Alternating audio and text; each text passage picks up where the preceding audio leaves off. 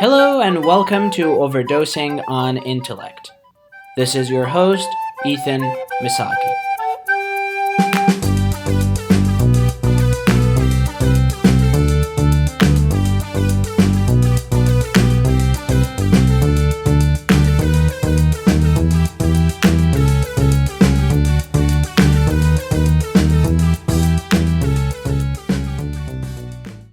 Today I'm going to talk about one of the hottest topics of our generation, which is social media. Social media and its usage has been the topic of discussion quite a few times now between me and my friends, and after the last time that we had this discussion, I thought about doing a podcast on it. When it comes to people's opinions about social media and its usage, I try to categorize people into three groups. The first group, I think, is the one that uses social media a lot and thinks that it is probably the best thing that has ever happened to humankind. The second group, however, is the one that uses social media in moderation and thinks that using it in moderation has its own benefits. And the third group is the one that thinks that social media is bad no matter how much and how long you use it for, and try to condemn the people who use social media.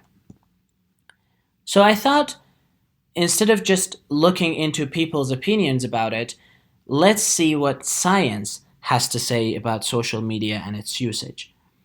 So I looked at two specific studies for this podcast. The first is a study that was published on the Pediatrics Journal in 2011, and they concluded that social media can make communication and social connections easier, which is the positive part, while it can be the space for expression of negative behaviors, such as bullying and forming cliques, which is the negative part.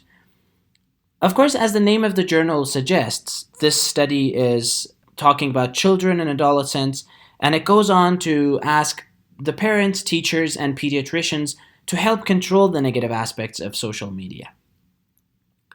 Another study by communication researchers that was published in 2015 in the journal called Computers in Human Behavior asked the question, is Facebooking depressing? And they went on to answer the question as, it is not unless it triggers feelings of envy. This study, which surveyed more than 700 college students, concluded that normal Facebook usage, which includes posting photos, communicating with friends, and extending social circles, is actually associated with increasing happiness and self-esteem, and consequently decreasing boredom and loneliness. The heavy usage of Facebook for surveillance, which is defined as keeping track of what others are doing, can, however, result in envy, which could predict depression symptoms. There are countless other studies that show benefits and/or harms of social media. I'll post links to some of these studies on my website under the podcast's post, which can be accessed through emisagi.com/podcast. That is emisaghi.com/podcast. One thing we have to keep in mind is that social media combines a lot of the features that we already had offline before, but we had to run around and get them separately a few years ago. It is basically combining the features of newspapers, letters, photo albums, conference calls, meetings, and countless other features.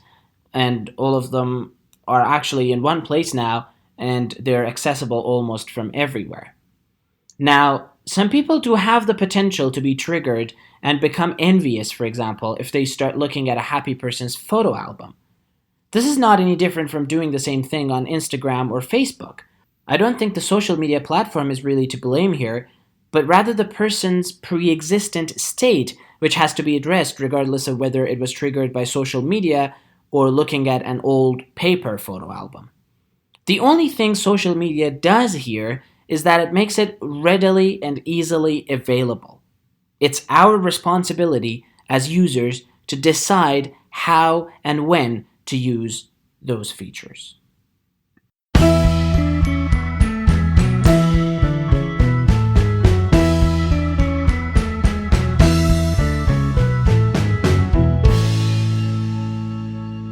That's it from me for now. Please subscribe to my podcast on iTunes or through my website and get informed when new episodes become available. Until then, happy Facebooking!